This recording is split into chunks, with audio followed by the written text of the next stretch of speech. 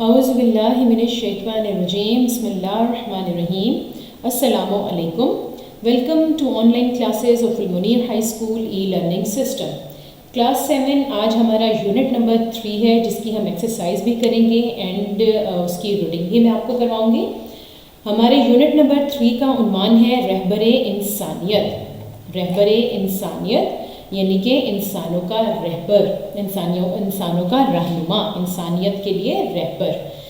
طلوع اسلام، اس کی reading start کرتے ہیں بیٹا. پیج نمبر 18 ہے. طلوع اسلام سے قبل یعنی کہ اسلام کے طلوع ہونے سے یعنی اسلام پھیلنے سے یا جب اسلام کی تبلیغ کی گئی اس سے قبل یعنی پہلے جزیرہ عرب کے لوگ یعنی عرب کے جو رہنے والے لوگ تھے جنگجو قبیلوں میں بٹے ہوئے تھے.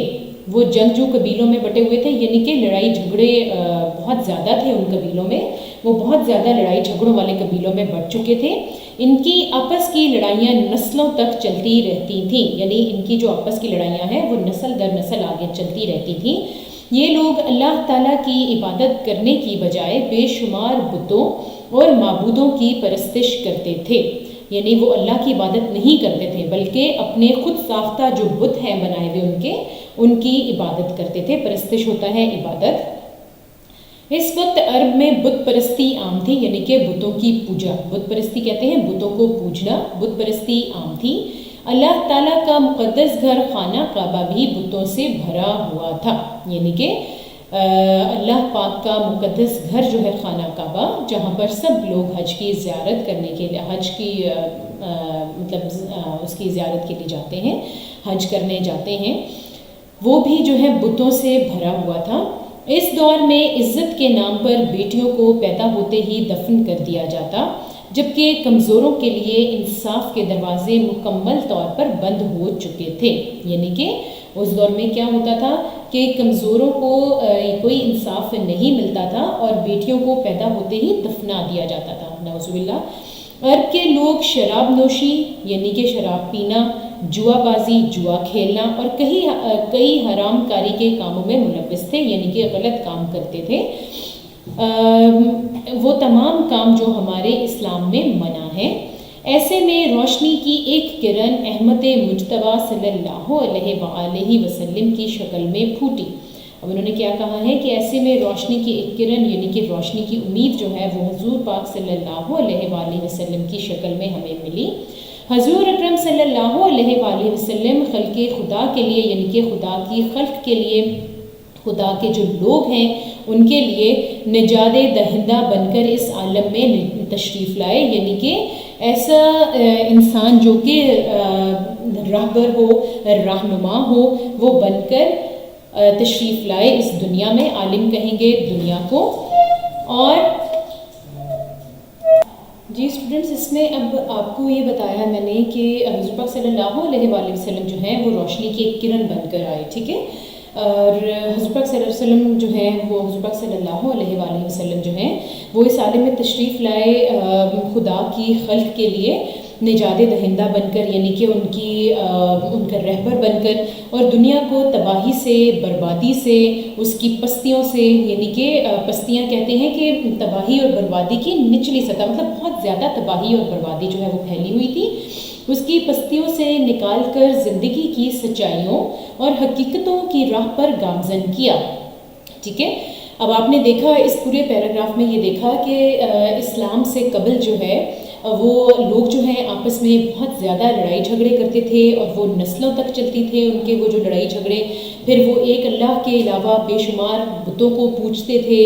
پھر وہ بیٹیوں کو پیدا ہوتے ہی دفن کر دیتے تھے.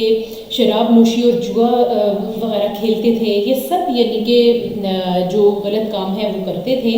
اور اس دور میں حضور پاک صلی اللہ علیہ وآلہ وسلم جو ہیں وہ ایک روشنی کی کرن بن کر آئے جنہوں نے دنیا کو تباہی اور بربادی کی پستیوں سے یعنی کہ اس کے اندھیروں سے اور اس گمراہی کی زندگی سے نکال کر سچائی کی طرف اور حقیقتوں کی راہ پر جو ہے وہ چلایا.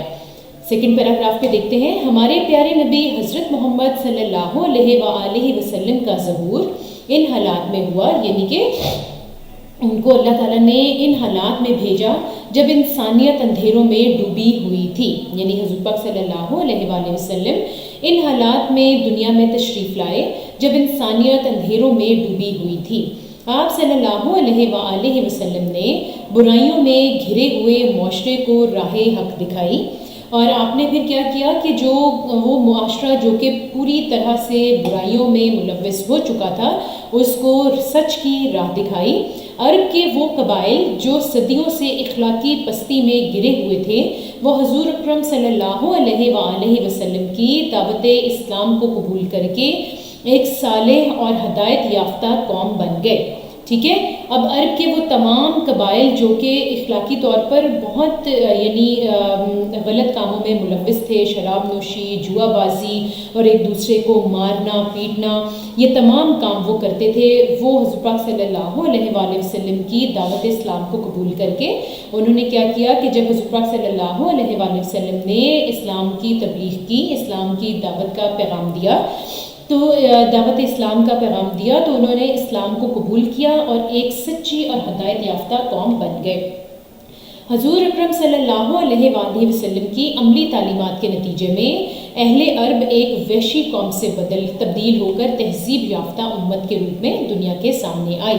یعنی جو حضور پاک صلی اللہ علیہ وآلہ وسلم نے دین کی تبلیغ کی، ہمیں جو تمام مسلمانوں کو تعلیمات دیں اور عمل کر کے دکھایا، ان سب چیزوں پر جو وہ کہتے تھے اس پر عمل کر کے دکھاتے تھے۔ ٹھیک ہے، تو اس کے نتیجے میں کیا تھی کہ جو عرب کی وحشی قوم جو تھی وہ ایک تہذیب یافتہ قوم کے طور پر دنیا کے سامنے آئی۔ حضور اکرم صلی اللہ علیہ وآلہ وسلم کی تعلیمات انسانی تاریخ میں حیرت انگیز انقلاب کا موجب بنی۔ ٹھیک ہے، یہ موجب ہوتا ہے یعنی ایجاد کرنے والا، یا ایجاد ہوئی جب، اس کا کیا مطلب ہے کہ حضور اکرم صلی اللہ علیہ وآلہ وسلم کی جو تعلیمات تھیں وہ انسانی تاریخ میں حیرت انگیز انقلاب، یعنی کہ یہ بہت بڑا انقلاب تھا، اس کی وجہ بنی۔ آپ صلی اللہ علیہ وآلہ وسلم انسانیت کے محسن عظیم ہیں، یعنی آپ صلی اللہ علیہ وآلہ وسلم جو ہیں وہ انسانیت کے سب سے بڑے محسن ہیں۔ آپ صلی اللہ علیہ وآلہ وسلم کی تعلیمات صرف اہل عرب کے لیے نہیں بلکہ قیامت تک آنے والے تمام انسانوں کے لیے ہیں۔ اب نیکسٹ پیج پہ دیکھتے ہیں، یہ تھا ہمارا پیج نمبر 18، اب ہے پیج نمبر 19۔ حضور اکرم صلی اللہ علیہ وآلہ وسلم کی ولادت بروز پیر 12 ربیع الاول مطابق 120 اپریل 571 کو مکہ مکرمہ میں ہوئی۔ ٹھیک ہے، آپ کی ولادت کب ہوئی؟ بروز پیر یعنی کہ پیر کا دن تھا، 12 ربیع الاول تھا اور 20 اپریل تھا۔ ٹھیک ہے، 20 اپریل، سوری آئی تھنک میں نے 120 بولا ہے، تو 120 نہیں سوری 20 اپریل، یعنی کہ 20 اپریل اسلامی مہینے کے مطابق وہ 12 ربیع الاول بنتا ہے، اور انگریزی مہینوں کے حساب سے دیکھیں تو 20 اپریل تھا، اور 571 صدی عیسوی کو مکہ مکرمہ میں ہوئی۔ آپ کا تعلق، آپ صلی اللہ علیہ وآلہ وسلم کا تعلق عرب کے معزز ترین خاندان بنو ہاشم سے، آپ کا سلسلہ نسب حضرت اسماعیل بن حضرت ابراہیم علیہ السلام سے جا ملتا ہے۔ یعنی آپ صلی اللہ علیہ وآلہ وسلم کا تعلق کس سے تھا؟ جو سب سے معزز ترین خاندان تھا عرب کا بنو ہاشم، اس سے، اور آپ صلی اللہ علیہ وآلہ وسلم کا سلسلہ نسب جو ہے وہ حضرت اسماعیل بن حضرت ابراہیم علیہ السلام سے جا ملتا ہے۔ حضور اکرم صلی اللہ علیہ وآلہ وسلم کے دادا حضرت ابو مطلب نے آپ صلی اللہ علیہ وآلہ وسلم کا نام محمد صلی اللہ علیہ وآلہ وسلم اور والدہ حضرت آمنہ رضی اللہ تعالیٰ عنہا نے احمد صلی اللہ علیہ وآلہ وسلم رکھا۔ حضرت حلیمہ سعدیہ رضی اللہ تعالیٰ عنہا آپ صلی اللہ علیہ وآلہ وسلم کی رضائی ماں تھیں۔ ٹھیک ہے، آپ صلی اللہ علیہ وآلہ وسلم کے والد حضرت عبداللہ رضی اللہ تعالیٰ عنہ آپ صلی اللہ علیہ وآلہ وسلم کی ولادت سے 6 ماہ قبل وفات پا چکے تھے، یعنی کہ آپ کے پیدا ہونے سے 6 ماہ پہلے، 6 مہینے پہلے آپ کے والد وفات پا چکے تھے۔ آپ صلی اللہ علیہ وآلہ وسلم کی والدہ حضرت آمنہ رضی اللہ تعالیٰ عنہ آپ صلی اللہ علیہ وآلہ وسلم کی ولادت کے 6 برس بعد انتقال فرما گئی، یعنی کہ آپ صرف 6 برس کے تھے، 6 سال کے تھے جب آپ کی والدہ بھی انتقال فرما گئی۔ آپ صلی اللہ علیہ وآلہ وسلم کی والدہ کی وفات کے 2 برس بعد آپ صلی اللہ علیہ وآلہ وسلم کے دادا حضرت عبد المطلب بھی انتقال فرما گئے۔ حضرت عبد المطلب کی وفات کے بعد آپ صلی اللہ علیہ وآلہ وسلم کی پرورش کی ذمہ داری آپ صلی اللہ علیہ وآلہ وسلم کے چچا جناب حضرت ابو طالب نے سنبھال لی، یعنی کہ پہلے آپ کے والد وفات پا گئے جب آپ ابھی پیدا نہیں ہوئے تھے، آپ کی پیدائش سے 6 ماہ قبل۔ اس کے بعد آپ کی والدہ آپ کی ولادت کے 6 برس بعد انتقال فرما گئیں، اور اس کے بعد آپ کے جو دادا تھے حضرت عبد المطلب وہ بھی وفات پا گئے، اور اس کے بعد آپ کی جو پرورش کی ذمہ داری تھی وہ حضرت ابو طالب نے آپ کے چچا نے سنبھال لی۔ نیکسٹ پیراگراف ہے، 25 برس کی عمر میں حضور اکرم صلی اللہ علیہ وآلہ وسلم کی شادی حضرت خدیجہ رضی اللہ تعالیٰ عنہا سے ہوئی۔ اس وقت حضرت خدیجہ رضی اللہ تعالیٰ عنہا کی عمر 40 برس تھی، ٹھیک ہے۔ جب آپ کی شادی ہوئی ہے حضرت خدیجہ سے تو اس وقت حضرت خدیجہ کی عمر جو ہے وہ 40 برس تھی، اور حضور پاک صلی اللہ علیہ وآلہ وسلم کی 25 برس تھی۔ حضرت خدیجہ رضی اللہ تعالیٰ عنہا کا تعلق قبیلہ بنو اسد سے تھا۔ حضور اکرم صلی اللہ علیہ وآلہ وسلم کی نبوت پر ایمان لانے کی سعادت سب سے پہلے حضرت خدیجہ رضی اللہ تعالیٰ عنہا کو ہی حاصل ہوئی۔ اللہ تعالیٰ نے 40 برس کی عمر میں حضور اکرم صلی اللہ علیہ وآلہ وسلم کو نبوت کے درجے پر فائز فرمایا۔ غار حرا میں حضور اکرم صلی اللہ علیہ وآلہ وسلم پر پہلی وحی نازل ہوئی، ٹھیک ہے۔ آپ کو پتہ ہے کہ غار حرا میں سب سے پہلی وحی نازل ہوئی تھی حضور پاک صلی اللہ علیہ وآلہ وسلم پر۔ پھر حضور اکرم صلی اللہ علیہ وآلہ وسلم نے اس کا ذکر حضرت خدیجہ رضی اللہ تعالیٰ عنہا سے کیا تو وہ حضور اکرم صلی اللہ علیہ وآلہ وسلم کو اپنے چچا زاد بھائی ورقہ بن نوفل کے پاس لے گئی۔ ورقہ بن نوفل نے حضور اکرم صلی اللہ علیہ وآلہ وسلم کی پوری بات سن کر حضور اکرم صلی اللہ علیہ وآلہ وسلم کی نبوت کی تصدیق کی، یعنی کہ انہوں نے کہا کہ تصدیق کرنا ہوتا ہے کہ مان لیا جائے کہ ہاں واقعی یہ نبوت مطلب جو یہ بات کر رہے ہیں یہ سچ ہے۔ اور اسلام کی تبلیغ کے دوران دشمنوں نے حضور اکرم صلی اللہ علیہ وآلہ وسلم کو بہت تنگ کیا، یعنی جب حضور پاک صلی اللہ علیہ وآلہ وسلم نے اسلام کی تبلیغ شروع کی تو دشمنوں نے آپ صلی اللہ علیہ وآلہ وسلم کو بہت زیادہ تنگ کرنا شروع کر دیا۔ 3 سال تک حضور اکرم صلی اللہ علیہ وآلہ وسلم اور آپ صلی اللہ علیہ وآلہ وسلم کے خاندان سے ہر قسم کے تعلقات منقطع کر لیے، یعنی کہ منقطع ہوتا ہے ختم کر لیے گئے۔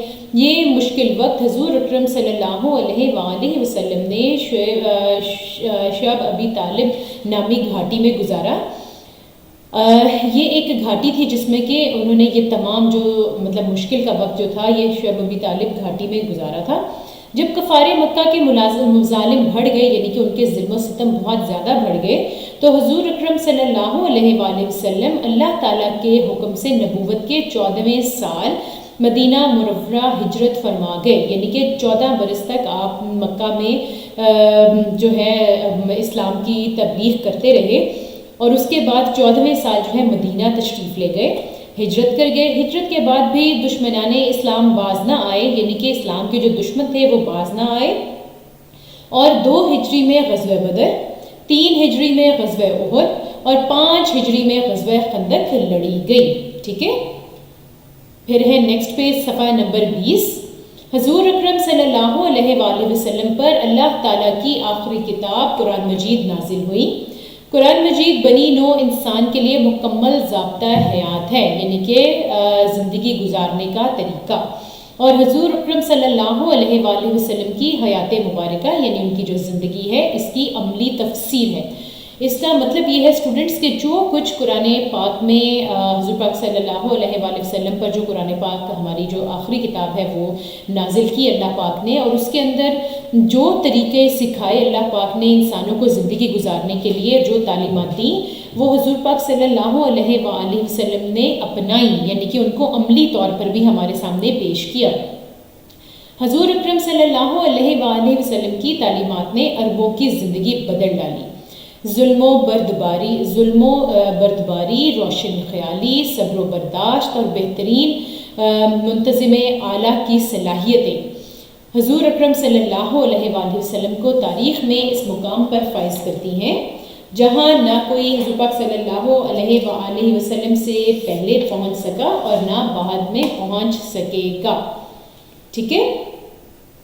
اب بیٹا یہ جو اوپر لکھا ہوا ہے نا اس لائن میں ظلم و بردباری، یہ ظلم نہیں ہے، یہ حلم ہے. حلم و بردباری یعنی کہ برداشت اور بردباری، پھر روشن خیالی، پھر صبر اور برداشت اور بہترین منتظم اعلیٰ، یعنی کہ جب کوئی کام سپرد کیا جائے تو اس کو بہتر طور پر کر کے دکھانے کی صلاحیتیں جو ہیں حضور پاک صلی اللہ علیہ وآلہ وسلم میں وہ موجود تھیں، اور اس کو تاریخ جو ہے ان تمام مطلب جو آپ کے اندر کوالٹیز تھیں، یہ صلاحیتیں تھیں، اور یہ تمام کی وجہ سے تاریخ جو ہے آپ کو اس مقام پر فائز کرتی ہے جہاں پر نہ کوئی پہلے پہنچ سکا تھا اور نہ بعد میں پہنچ سکے گا. ٹھیک ہے. یہ ظلم نہیں ہے اسٹوڈنٹس، یہ بائی مسٹیک جو ہے یہ مس پرنٹ ہوا ہے، یہ ظلم نہیں ہے، یہ ہے لام اور میم ہے، حلم ہے. ٹھیک ہے. نیکسٹ پیج پہ پیراگراف پہ حضور اکرم صلی اللہ علیہ وآلہ وسلم نے اللہ تعالیٰ کی وحدانیت کا پیغام عام کر کے لوگوں کو شرک سے نجات دلائی. اب کیا ہے کہ حضور پاک صلی اللہ علیہ وآلہ وسلم نے اللہ تعالیٰ کی وحدانیت یعنی کہ اللہ صرف ایک ہے، یہ پیغام جو ہے یہ عام کیا اور اس کو لوگوں تک پہنچایا تاکہ وہ شرک سے جو ہے وہ دور ہو جائے. ٹھیک ہے. آپ نے انسانی حرمت، مساوات، بھائی چارے اور انصاف کا درس دیا.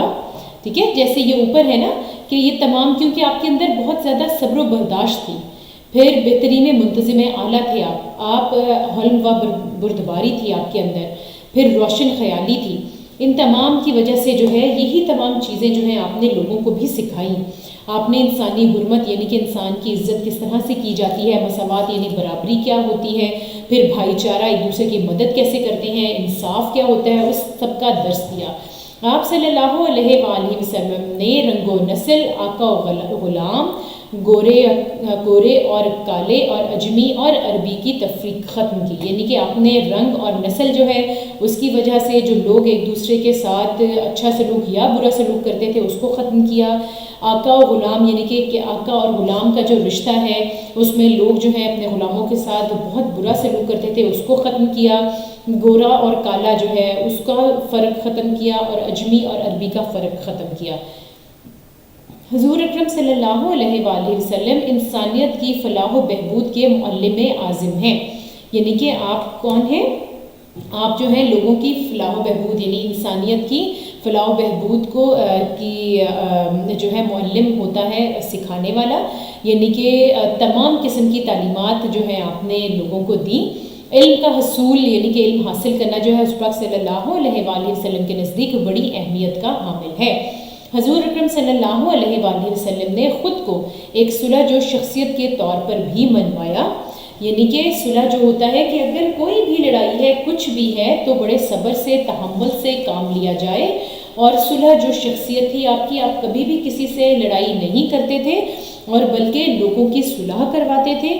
فتح مکہ کے موقع پر حضور اکرم صلی اللہ علیہ وآلہ وسلم نے اپنے بدترین دشمنوں تک کو معاف کر کے عفو و درگزر کی عظیم مثال پیش کی. یعنی کہ فتح مکہ کے موقع پر حضور پاک صلی اللہ علیہ وآلہ وسلم کے ساتھ جو لوگ دشمنی کرتے تھے، بدترین دشمن تھے جنہوں نے حضور پاک صلی اللہ علیہ وآلہ وسلم کو بہت تکلیفیں پہنچائیں، ان کو بھی آپ نے معاف کر دیا اور یہ عظیم مثال پیش کی کہ کس طرح سے درگزر کر دیتے ہوتے ہیں لوگوں کی غلطیوں کو، ان کے گناہوں کو. اس موقع پر حضور اکرم صلی اللہ علیہ وآلہ وسلم نے اسلام کے سخت ترین دشمن ابو سفیان کو نہ صرف معاف کیا بلکہ ان کے گھر کو دارالامان قرار دیا. یعنی کہ آپ صلی اللہ علیہ وآلہ وسلم نے جو اسلام کا سخت ترین دشمن تھا ابو سفیان، اس کو آپ نے معاف بھی کر دیا اور اس کے گھر کو دارالامان یعنی کہ یہ کہہ دیا کہ اگر اس کے گھر میں کوئی پناہ لے گا تو اس کو کچھ نہیں کہا جائے گا. حضور اکرم صلی اللہ علیہ وآلہ وسلم کی تعلیمات کا مقصد انسانیت کو ذہنی اور جسمانی غلامی سے نجات دلانا تھا. ٹھیک ہے. یعنی کہ لوگ جو ہیں وہ ذہنی طور پر اپنے آقا کو آقا سمجھ بیٹھے تھے. آقا جو ہے وہ اپنے غلاموں سے بہت برا سلوک کرتے تھے. اور ان کو جسمانی طور پر مارا پیٹا بھی جاتا تھا. ان تمام چیزوں سے جو ہے نجات دلانا تھا آپ کی تعلیمات کا مقصد. حضور اکرم صلی اللہ علیہ وآلہ وسلم نے مدینہ منورہ میں ایک ایسی ریاست قائم کی جو عدل و مساوات، اخوت و بھائی چارے اور آزاد انسانیت کا بہترین نمونہ تھی. یعنی آپ نے مدینہ منورہ میں ایک ایسی ریاست قائم کی تھی، ایک ایسا نظام قائم کیا جس میں کہ برابری، اخوت، بھائی چارہ اور یہ تمام جو ہے بہترین نمونہ تھی انسانیت کا. ٹھیک ہے. حضور اکرم صلی اللہ علیہ وآلہ وسلم نے اپنی تعلیمات کے ذریعے جنگجو قبائل کو شیر و شکر بنا دیا. جنگجو قبائل کو، جنگجو یعنی کہ لڑنے جھگڑنے والے جو قبائل تھے ان کو ایک دوسرے کا دوست بنا دیا. شیر و شکر ہوتا ہے کہ بہت زیادہ ایک دوسرے کے لیے پیار محبت پیدا ہو جائے، ایک جیسے ہو جائیں. اسلام کے 5 بنیادی ارکان توحید کا اقرار یعنی اللہ ایک ہے، نماز، روزہ، زکوٰۃ اور حج کے اپنانے کی وجہ سے عرب نہ صرف مادی طور پر خوشحال ہوئے بلکہ اخلاقی طور پر بھی مضبوط ہو گئے. ٹھیک ہے. اس میں کیا ہے؟ اور اسلام کے جو 5 بنیادی ارکان ہیں ان کو اپنانے سے جو وہاں کے عرب کے جو لوگ تھے نہ صرف مادی طور پر خوشحال ہوئے بلکہ اخلاقی طور پر بھی وہ مضبوط ہو گئے. یعنی کہ نہ صرف کہ وہ مالی طور پر خوشحال ہو گئے تھے بلکہ ان کے اخلاق بھی جو ہے وہ بہت وسیع ہو گئے تھے. اللہ تعالیٰ کو ایک ماننے کی بدولت انہیں سینکڑوں معبودوں سے نجات ملی، اور اللہ تعالیٰ کو جب انہوں نے ایک مانا تو انہیں جو اتنے سینکڑوں معبود تھے اور وہ ان کی پوجا کرتے تھے اس سے نجات مل گئی. حضور اکرم صلی اللہ علیہ وآلہ وسلم نہ صرف مذہبی رہنما تھے، یعنی کہ نہ صرف وہ مذہب کی تعلیم دیتے تھے بلکہ شفیق باپ، ذمہ دار شوہر، مخلص دوست، بہترین منصوبہ ساز، بہادر سپہ سالار اور قوم کے عظیم سردار تھے. یعنی کہ حضور اکرم صلی اللہ علیہ وآلہ وسلم نے، پہلے بھی میں نے آپ کو بتایا ہے نا اسٹوڈنٹس، کہ جو قرآن پاک میں اللہ تعالیٰ نے تعلیمات دیں آپ نے ان تمام کے اوپر عمل کر کے ایک عملی زندگی کی مثال ہمارے سامنے رکھ دی تاکہ ہم جو ہے اس کے مطابق اپنی زندگیاں گزاریں. یعنی کہ باپ کے طور پر آپ ایک شفیق باپ تھے، شوہر کے طور پر بہت ذمہ دار شوہر تھے، اگر دوست کہا جائے تو بہت مخلص دوست تھے، پھر بہت بہادر سپہ سالار تھے، منصوبہ ساز تھے، یعنی کہ قوم کے عظیم سردار تھے. آپ صلی اللہ علیہ وآلہ وسلم نے اپنی زندگی کا ہر لمحہ اللہ تعالیٰ کی فرما برداری اور اطاعت میں گزارا. اللہ تعالیٰ کی مخلوق کے ساتھ شفقت و رحمت کا رویہ اپنایا اور انسانوں کی آپ نے کیا کیا ہے اب آگے انسانوں کی ہدایت اور رہنمائی کے لیے حیات طیبہ کو شعار بنایا. یعنی کہ کس طرح سے انسانوں کو جو ہے اپنی زندگیاں گزارنی چاہیے. آج ساری دنیا کے لیے آپ صلی اللہ علیہ وآلہ وسلم کی سیرت و کردار، آپ صلی اللہ علیہ وآلہ وسلم کا اخلاق اور آپ صلی اللہ علیہ وآلہ وسلم کی اصلاح جو ہے معاشرے کی کوششیں مثالی نمونہ ہیں. یعنی کہ آج اگر ہم دیکھیں تو دنیا میں آپ کی سیرت و کردار اور اخلاق اور معاشرہ سنوارنے کی جو کوششیں تھیں وہ تمام جو ہیں وہ مثالی ہیں. آپ صلی اللہ علیہ وآلہ وسلم نے زندگی کے تمام شعبوں میں، خواہ اس کا تعلق روحانی زندگی سے ہو، معاشی معاملات سے ہو یا معاشرتی معاملات سے، یعنی کہ چاہے معاشی ہو، معاشرتی ہو یا روحانی زندگی ہو، آپ صلی اللہ علیہ وآلہ وسلم نے سنہری اصول اور قوانین مرتب کیے جس میں دنیا اور آخرت کی کامیابی ہے. یعنی کہ اگر ہم اس طرح سے اپنی زندگیاں گزاریں جیسے حضور پاک صلی اللہ علیہ وآلہ وسلم نے ہمیں بتایا تو نو ڈاؤٹ کہ ہم اپنی زندگیاں بہت اچھے طریقے سے گزار سکتے ہیں. اب سوال دیکھتے ہیں. مندرجہ ذیل الفاظ کے معنی لکھیں. سب سے پہلا ہے پرستش. پرستش کہتے ہیں، اس کا میننگ ہے پوجا کرنا. تھرڈ آئے گا گامزن. گامزن کا میننگ ہوگا تیز رفتار. پھر تھرڈ ہمارے پاس آئے گا صالح. صالح کو ہوگا نیک پارسا. فورتھ ہے سعادت. سعادت کا میننگ ہم لکھیں گے خوش نصیبی. پھر ففتھ پہ آئے گا فائز. فائز کا میننگ ہوگا مقرر. سکستھ پہ ہوگا دارالامان. دارالامان کا میننگ ہوگا امن کا گھر. پھر سیونتھ ہوگا محسن عظیم، بڑا احسان کرنے والا. ٹھیک ہے. اب 8th پہ ہمارے پاس ہے ظہور. ظہور کا میننگ ہوتا ہے انکشاف یا نمود. پھر 9th ہے ضابطۂ حیات یعنی زندگی کے انتظام. اور 10th ہے سعادت. سعادت کا میننگ ہوتا ہے خوش نصیبی. ٹھیک ہے. اب ہمارے پاس سوال نمبر 1 ہے حضور اکرم صلی اللہ علیہ وآلہ وسلم کی ولادت سے قبل عرب کے حالات کیسے تھے؟ اس کا جواب تحریر کریں گے. حضور صلی اللہ علیہ وآلہ وسلم کی ولادت سے قبل جزیرہ عرب کے لوگ جو قبیلوں میں بٹے ہوئے تھے ان کی آپس کی لڑائیاں نسل در نسل رہتی تھیں. یہ لوگ اللہ تعالیٰ کی عبادت کرنے کی بجائے بے شمار بتوں اور معبودوں کی پرستش کرتے تھے. اس وقت عرب میں بت پرستی عام تھی یعنی بتوں کو پوجنا. اللہ تعالیٰ کا گھر یعنی خانہ کعبہ بھی بتوں سے بھرا ہوا تھا. اس دور میں عزت کے نام پر بیٹیوں کو پیدا ہوتے ہی زندہ دفن کر دیا جاتا جبکہ کمزوروں کے لیے انصاف کے دروازے مکمل طور پر بند ہو چکے تھے.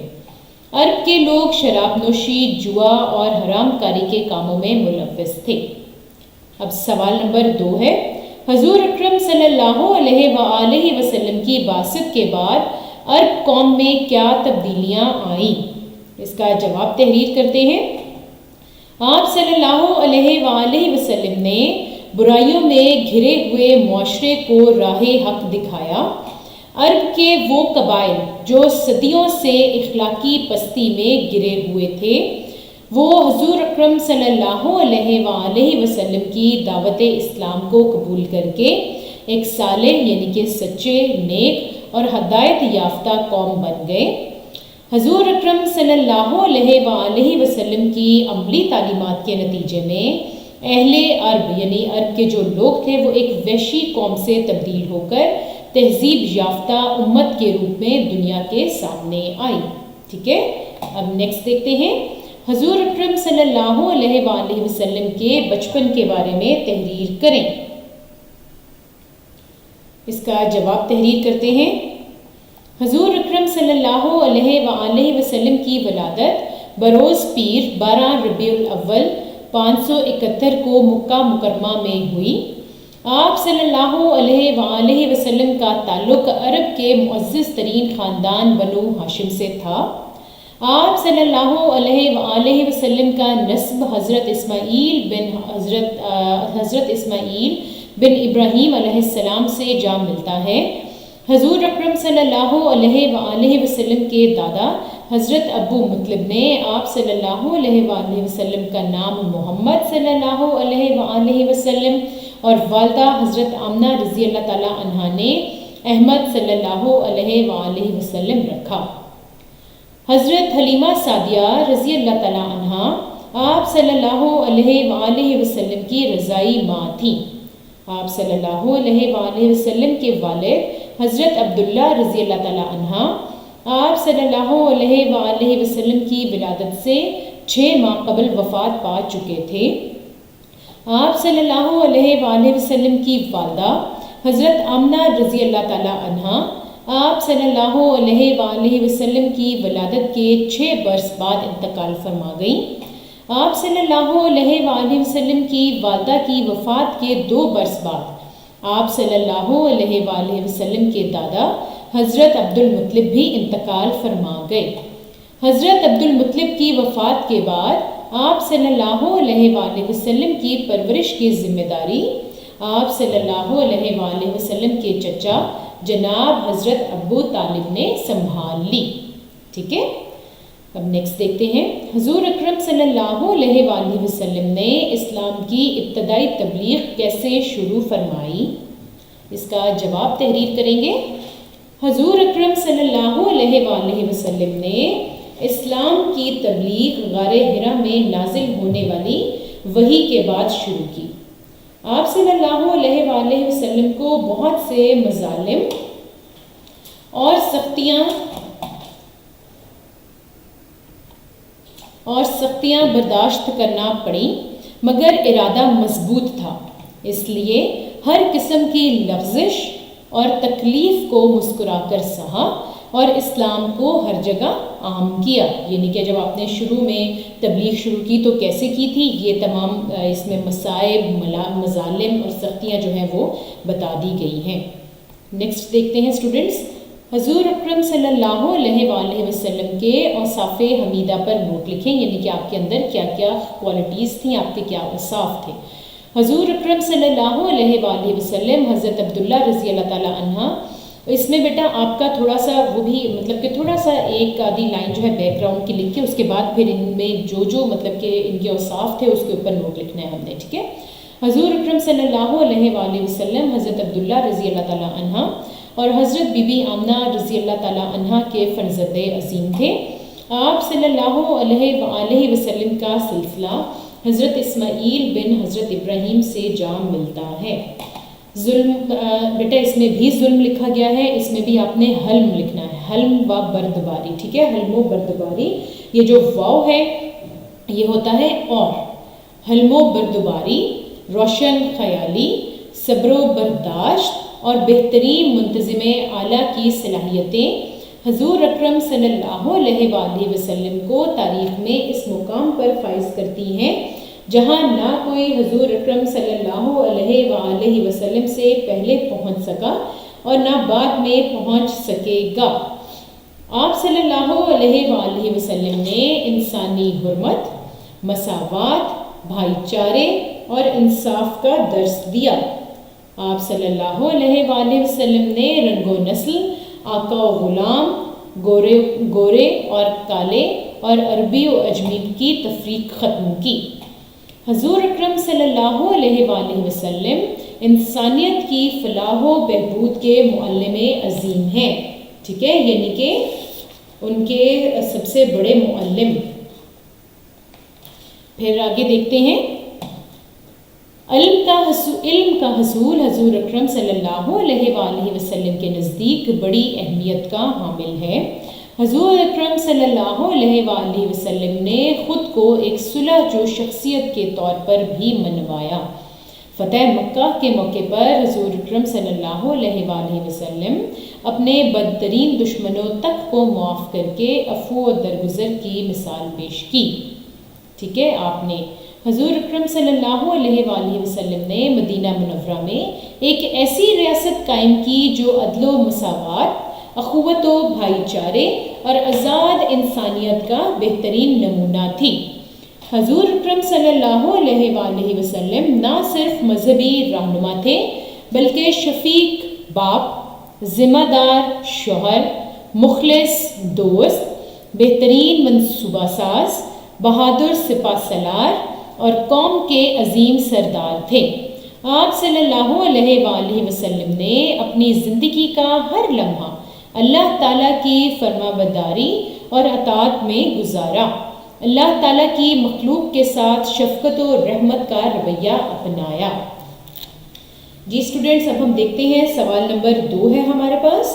مناسب الفاظ کی مدد سے خالی جگہ پر کریں. سب سے پہلے ہے اہل عرب بے شمار ڈیش کی پوجا کرتے تھے. اس میں آپ نے رائٹ کرنا ہے بتوں کی پوجا کرتے تھے. سیکنڈ ہے عرب میں ڈیش عام تھی. اس میں ہم لکھیں گے بت پرستی. تھرڈ ہے حضرت خدیجہ رضی اللہ تعالیٰ عنہا کا تعلق ڈیش سے تھا. اس میں ہم لکھیں گے بنو اسد. پھر 4 ہے حضور اکرم صلی اللہ علیہ وآلہ وسلم نے نبوت کے ڈیش سال مدینہ منورہ ہجرت کی. اس میں آئے گا 13ویں سال. اور لاسٹ ہے حضور اکرم صلی اللہ علیہ وآلہ وسلم نے اپنے آپ کو ایک ڈیش شخصیت کے طور پر بھی منوایا. اس میں آئے گا سلاجو. اب نیکسٹ ہے غلط اور درست کی نشاندہی کریں. سب سے پہلا ہے عرب آپس میں جنگ و جدل کرتے تھے. یہ ٹک لگائیں گے اس کے آگے. خانہ کعبہ میں بت رکھے ہوئے تھے. یہ بھی ٹھیک ہے، ٹک لگائیں. تھرڈ ہے حضور اکرم صلی اللہ علیہ وآلہ وسلم کے دادا کا نام حضرت عبد المطلب ہے. یہ بھی درست ہے. حضور اکرم صلی اللہ علیہ وآلہ وسلم نے حضرت خدیجہ رضی اللہ تعالیٰ عنہا سے نکاح کیا. یہ بھی درست ہے. لاسٹ ہے ابتدائے اسلام میں ابو سفیان مسلمانوں کا دشمن تھا. یہ بھی کریکٹ ہے. اس میں سارے ہی رائٹ ہیں. اب ہے صفحہ نمبر 23. درست جواب کا ٹک سے انتخاب کریں. حضور اکرم صلی اللہ علیہ وآلہ وسلم کی پیدائش ہوئی؟ فرسٹ آپشن ہے پیر کو، اس کو آپ نے ٹک کر دینا ہے۔ سیکنڈ ہے حضور اکرم صلی اللہ علیہ وآلہ وسلم کی شادی ہوئی، اس کو سیکنڈ آپشن جو ہے اس کو ٹک کریں گے 25 سال کی عمر میں۔ پھر تھرڈ آئے گا حضور اکرم صلی اللہ علیہ وآلہ وسلم کے والد حضور اکرم صلی اللہ علیہ وآلہ وسلم کی ولادت سے قبل انتقال فرما گئے، اس میں تھرڈ والا جو ہے اس کو آپ نے ٹک کرنا ہے 6 ماہ قبل۔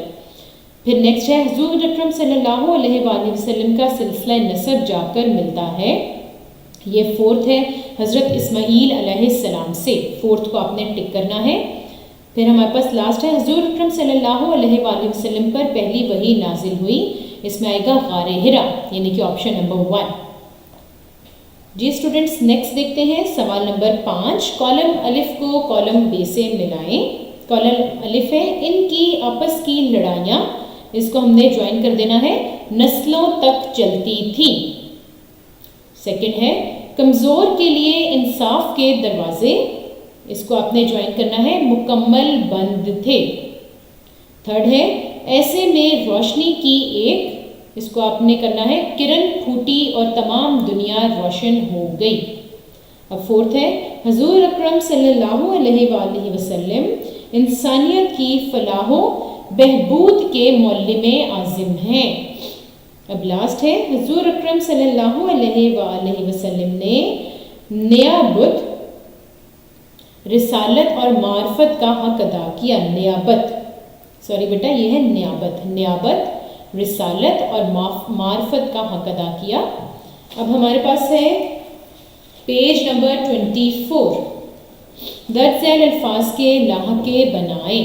ٹھیک ہے، ابھی پہلے بھی میں نے آپ کو بتایا تھا کہ لاحقے کیا ہوتا ہے، آپ کو ایک لاسٹ کا ورڈ دے دیا جاتا ہے جس سے پہلے آپ نے کوئی ایک ورڈ لگا کر اس کو مکمل کر دینا ہوتا ہے۔